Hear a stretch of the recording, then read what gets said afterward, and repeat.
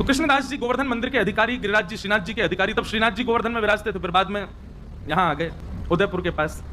तो कृष्णदास जी को नियम हतो, वो नित्य जल की सेवा मंदिर की करते और स्वयं जाते, कुआं से जल लेकर के आते और ला करके मंदिर सेवा में पधराते।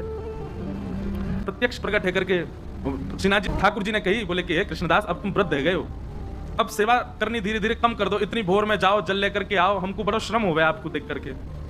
कृष्णदास जी बोले, हमारी करनी को कितने सारे लोग देख करके पालन करते हैं, यदि हम ही हाथ पे हाथ धर के बैठ जाएंगे तो बाकी के लोगों को क्या प्रेरणा मिलेगी, इसलिए जय जय हमको सेवा करने दो। आप कुछ बोले, जैसी तुम्हारी राजी।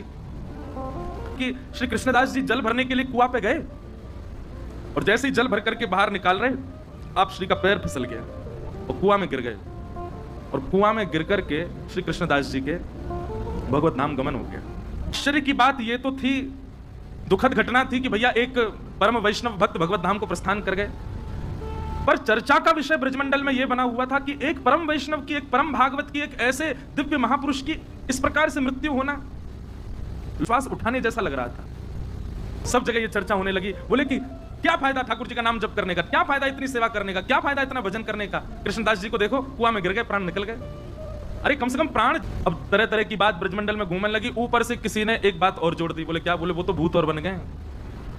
बात फैलती है ना, तो मानव का ऐसा स्वभाव है, साइकोलॉजी है ऐसी कि वो उस चीज को घर कर लेता है। अच्छा, एक तो अकाल मृत्यु, भूत और बन गए। अब कोई बेचारो पनघटते जल भर के ला रहा है, तो जबरदस्ती टीक दोपहरी खाली, कोई भी नहीं रास्ता में, अब जोर की हवा चल जाए तो ओहो कृष्णदास जी पीछे पड़ गए मेरे, हवा चली बहुत जोर की। बाकी के सब विश्वास भी कर ले, बोले हाँ सही कह रहे हो, भूत तो बन ही गए वो, उनकी अकाल मृत्यु, और ये तक कह दिया कि वो एक प्रेत बन गए। श्री हरदास जी महाराज कहते हैं, बोले माथे पे ऊर्ध्वपुंड विराजमान हो गया, ब्रजमंडल में जन्म हो गया, संपूर्ण जीवन में एक बार भी ब्रजरज को बड़ी निष्ठा से जिसने अपने माथे पर अंकित कर लिया, गुरु कृपा से गुरु दीक्षा ग्रहण कर ली और अपना संपूर्ण जीवन में एक बार भी ठाकुर जी का भजन गा लिया, वृंदावन रस को गा लिया, स्वामी जी कहते हैं उसकी अधोगति जीवन में नहीं हो सकती। कृष्णदास जी ने तो पूरे जीवन ठाकुर जी की सेवा में निकाल दिया, कैसे कह सकते हैं कि उनकी अधोगति हुई है?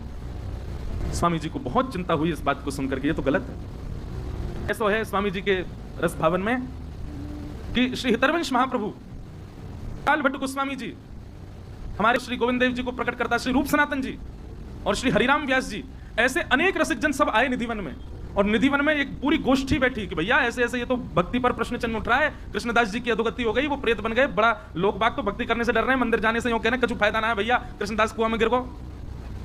जी बोले अब हम ही को कुछ करना पड़ेगा। तो बोले क्या करें? मंडली बुलावें कि सब ब्रजवासी को बुलावें, 84 को उसमें निमंत्रण भेजें कि सब निधिवन में आओ, पंगत पावे, तब आपका स्वामी से